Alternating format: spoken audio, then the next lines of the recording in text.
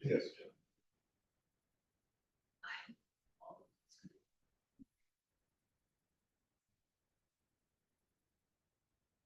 Tom Engelmann. Dave Sisney. Here. Swat. Franklin. Here. Saul.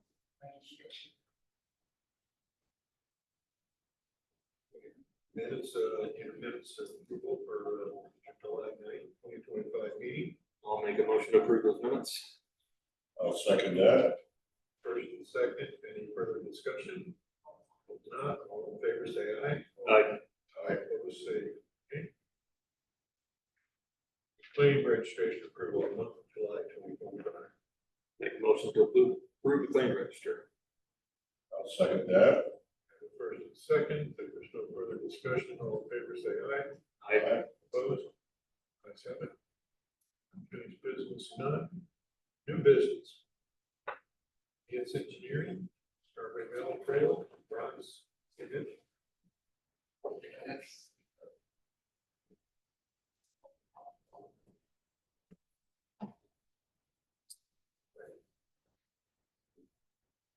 Good morning, planning guy here with VS Engineering. Just a quick update with the Strawberry Valley Trail Phase 3 project.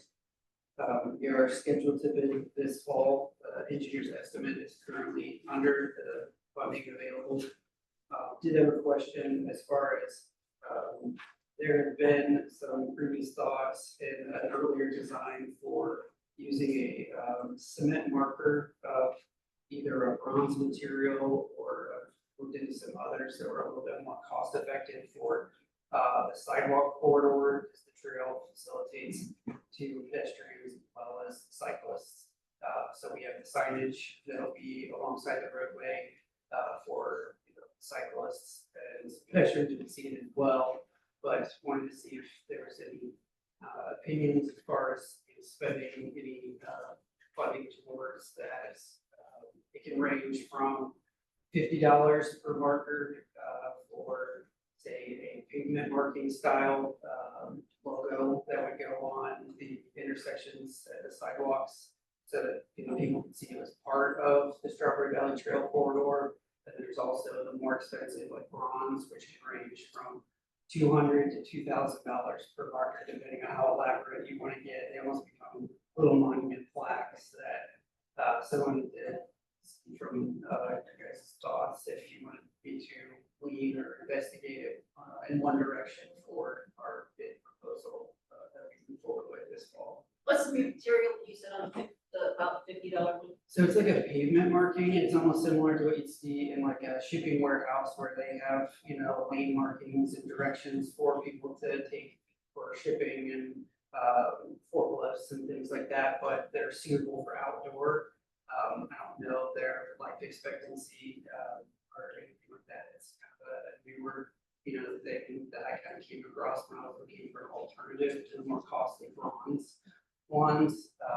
The third option I forgot to mention is we could do like a concrete stamp, where you stamp in a logo of the Strawberry Valley Trail to it. But again, that's to a maintenance, aspect for keeping that visible and in good condition. So I just wanted to kind of bring some options to you guys and see if there's any thoughts, or also the signage, like I mentioned before, that's going to be there for the road drivers, the cyclists and things. It's going to already identify the corridor as being part of the Strawberry Valley Trail. This was kind of just an extra cherry on top, or those sprinkles if you wanted to really advocate the pedestrian infrastructure. Do you remember how many were in the original one versus, I know when you and Earl and I and Brian spoke, we talked about maybe cutting that back. Mm-hmm. Do you remember what we looked at or quantities on that? I think it was around 17. was approximately, but then some of these options get into, they only produce them, like some of the bronze would only do it at a minimum of 25. Because for them to go and, manufacture them or stamp them out, they have to have a certain quantity so that we either have replacements or so there'd be some options there, so. I just wanted to see if it was even something that was still a desire of the project. And this comes to this board because you've been the main funding source for this in the past.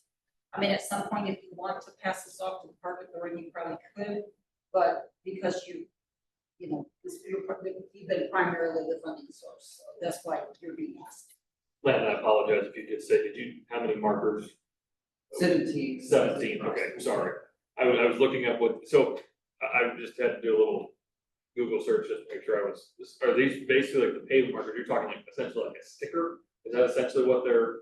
Yeah, paint or- so the ones I mentioned, the cheaper Yeah. sided ones are basically like that, almost like a sticker, you see them, they're like the stop bar, pavement markings, that kind of thing, Okay. where they have like a little bit of exposure, from the pavement. Okay, So then, there's some snow plow inserts, do those get peeled off, things like that, so. Is it similar to like those things they put for the handicap, like those Yes, that yes. we lay on the street, that would be like that? Is that what that Yeah, it's basically like a pavement marking, but it's in a logo form. sure. And these would just be going on the concrete portion, not the asphalt, right? Just the Not concrete. what's gonna be Yeah. plowed with the big plows. Right. So it would be anything that would just be plowed with like the smaller. Mhm. Yeah. Kind of a way to just kind of signify as pedestrians were going through the corridor that this was part of the Strawberry Valley Trail. But like I said, we'll still have signage on the roadways as well, so. In the bronze and that initial design, that would have been like still embossed into the concrete, is that? That was my understanding. Okay, Yeah, that was okay, predated me, so, that was what I was able to kind of dig out as far as what was gonna be. I think the initial thing too is that we didn't realize, we meaning Brian and Nolan have been kind of the ones talking with Pete Jonathan in the past or whatever. We didn't realize those were in that bid, and I think it was very costly in that last bid, right? It's not just the cost of the bronze, it's the cost of the contractor installing those two bronze. Wasn't that quite a bit in that? That If I remember right. It was difficult to understand how much cost was really associated with it because in addendum 1 of the previous bid, it stated that the city would actually provide that to the contractor. So the cost wasn't actually on the contractor. So when I went to BPI for their quote of how they did it, it wasn't actually included in their work or their scope because it was going to be provided by the city at that time. just thinking, and maybe this isn't even an option, those like poly 88 anti-slip plates essentially, right, that they put out, is that an option to do something like those, but that has a logo in them? Is that, do you know of anything like that, that's something that wouldn't be, be a composite material that wouldn't rot, wouldn't require maintenance? Potentially, I didn't come across any of that in my Okay. search, Yeah.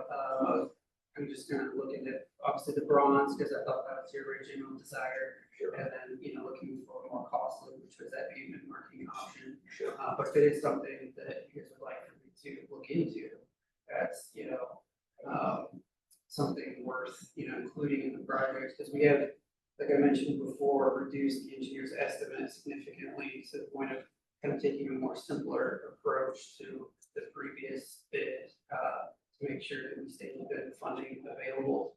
So we do have a little bit to work with, in my opinion, for you guys to, if you're interested in that option, pursue. But it's really just for your guys'.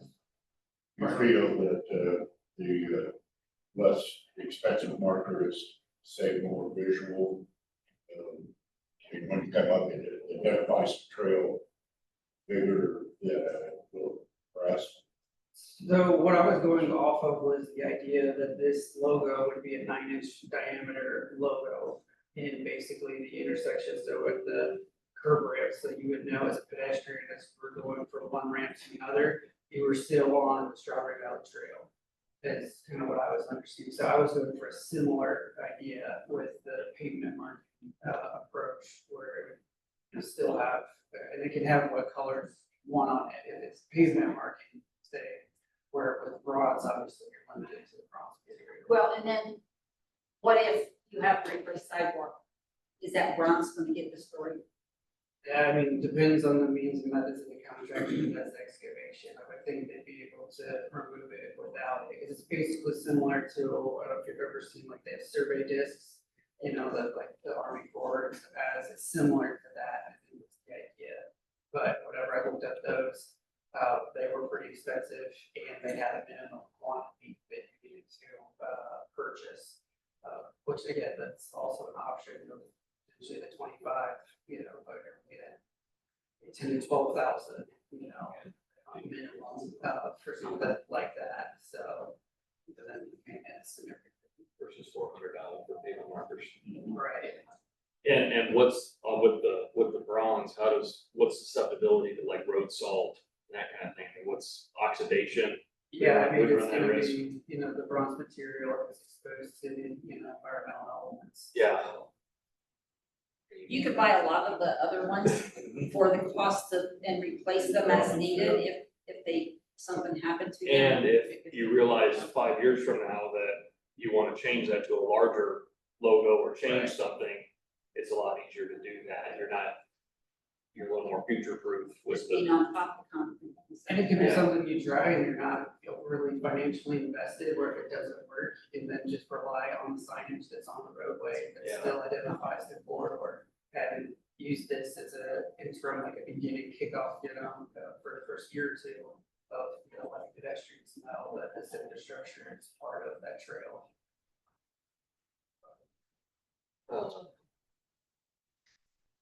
I guess based on that information, I'd make a motion that we would move forward with, using a pavement marker style, for the Strawberry Valley trails. I'll second that. First and second, if there's any further discussion, if not, all in favor say aye. Aye. Opposed? It's had. Thank you. Thank you. Thank you. With that, they only meet the 17th then? Yes. Well, we potentially have some extras too, I would think, with the cost of that. So I would potentially have extras on hand Yeah, that's what I was thinking too, to see if there's a 25. bundle, you know, if they, you know, if you can get a discount. it was like the original quote for what we needed, but if we can not go with that option, get a few extras, or if we be able to get adding a couple throughout the corridor to just really make it a vibrant. Knock that number down because of the Right. fact that we were looking potentially at the expense.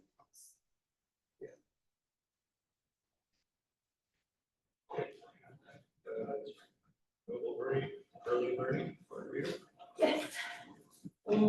Margarita White here, representing Noble Early Learning. I'm not sure if all of you know, but Noble Early Learning is a child care center housed at the West Noble Elementary School, and it's a partnership between the West Noble School Corp, the City of Ligonier, and the Community Foundation in Noble County. We've been working on this for a couple of years now, and we have been licensed since June 30th, I believe. And it is going well. As of today, we have 17 kids enrolled, and hopefully by Monday it'll be 19.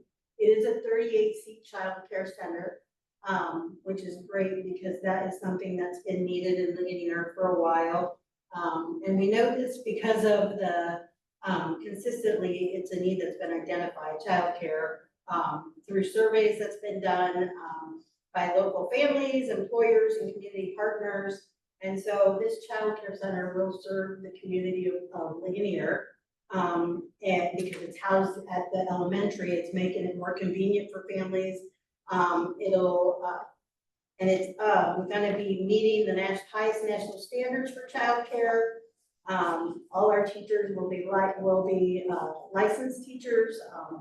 And so what I'm here today for is to ask for some assistance from you all, with our construction costs. We had used quite a bit of our operating dollars for construction in the elementary school, because in order for us to use some of the classrooms that the school allowed us to use, we had to make them suitable to our three age groups that we have, because we could not have infants in the same room as toddlers or the same room as preschoolers. And so we had to build walls, pick up carpet, put some new carpet down. We had to actually build an office for our director, and do, put some bathrooms in, the same things like that. And that was a little costly for us. And so I'm here today to ask if you all would assist us with a $50,000 construction reimbursement for that our construction costs. This daycare center also aligns with your priorities because it's enhancing economic opportunities, increasing workforce participation, because this daycare will provide 6 to 8 jobs for people who live in here. Again, it's providing childcare for our workforce. So it's helping our industry, because now folks have someplace to, have childcare close enough that they can leave their children. And they know that this childcare is licensed, so it's quality childcare. I don't know if you guys have any other questions for me, but we, this partnership with the school and the city and the foundation is something unique. And so we hope to build on it, and we hope that we're able to fill all of these seats, which every day we get more kids to sign up. So, 2 weeks ago, if you asked me, we only had 2 kids signed up. Now we have 17, and on Monday, we hope to have 19. So we think that once school gets started, it will generate more kids coming to the school. What was capacity again? 38. 38. Where we're at now, it's 38, but if we see that we're at capacity and we start having a waiting list, the hope is that we will find a building that we can move to. And we started this process about 2 years ago. Yes. And when we did that, the Redevelopment Commission amended their plan to allow for construction, because we initially thought we would build a building, or they would build. I can say things on that part too. But because of one thing or another with the school, that it was gonna be on school property here in town, but they had some change in direction with what they wanted to do, so they allowed us to get going quicker to house it at the school. So you did kind of, at that time, make a commitment of some funding for construction of about $200,000. But I think the main reason we're asking is because with all the delays and everything, the construction at the school is really, it took a hit because we couldn't take kids, and the construction ended up. It delayed our opening. It delayed our opening, it also, the delays caused increases every time you turn around, there was, what a project is, construction, so. Construction delays, and delaying that delayed our licensing. And so the more they delayed, the longer we had to wait for it to be licensed. So all that had to be finished before we could be licensed. And not that he could vote because he's not here, but Brian, he didn't send a letter of support, but he asked a member to support this when we approached him about it, so if he would have been, he oh yeah, we're definitely okay money wise to allow it, so. This will be open all year long, correct? Not just Yeah. the school year. It's all year round. Okay, Yeah, it was up Yeah. this past summer. yeah, okay. There's only a few days during the year that it's closed, like Christmas and stuff. Sure. But even during breaks, it's open. It just depends on, what holiday it is. So. Sure. I'll move that we extend $50,000 to the Noble World Early Learning Center. I will second that. First and second, is there any further discussion? If not, all in favor, say aye. I Aye. Opposed? Nice having you. Thank you, appreciate it. Any board member comments? Oh, quiet. I'm working on your budget, which I'll just do like I. We formally really don't have to adopt one, but the last few times the ELJS said they wanted to. So I'll just do like I did last year. Put numbers in there that, and we will have to do the plan like we did last year for this year. That's not until December 1st next year. I go. Just an update, Dave, did you make contact with the people who were looking at apartment? Yeah, so they are still, they're working through some design pieces there. They've actually talked with property owners as well. Not sure where they're at in terms of purchase agreement. I gave them I your have not contact. heard from them. Okay, That's why I'll reach out again, a reminder. I did talk to Heidi at Baker Tilly regarding that, and she said we could potentially, put TIF district in that spot if they are, if you recall, they came and asked about either tax abatement or potential TIF district. She said it wouldn't generate a huge amount of revenue, but you could still do that, and it might be the best option in lieu of tax abatement. Especially with the business personal property tax and the way that's changing. Okay. She- Sounds like some of the design and all of that elements, especially when you start getting into fire suppression systems and elevators and all that, it's a very lengthy process. Their contractor basically said they might not have some numbers until November, December on that end.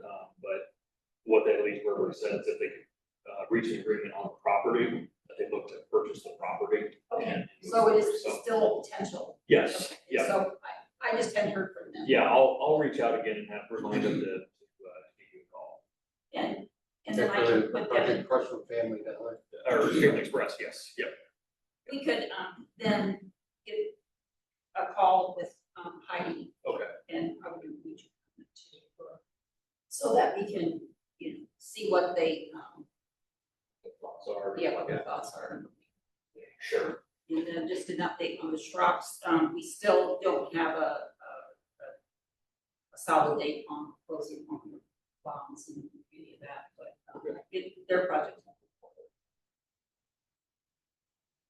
Nothing else, I will entertain a motion to adjourn. So moved. Second.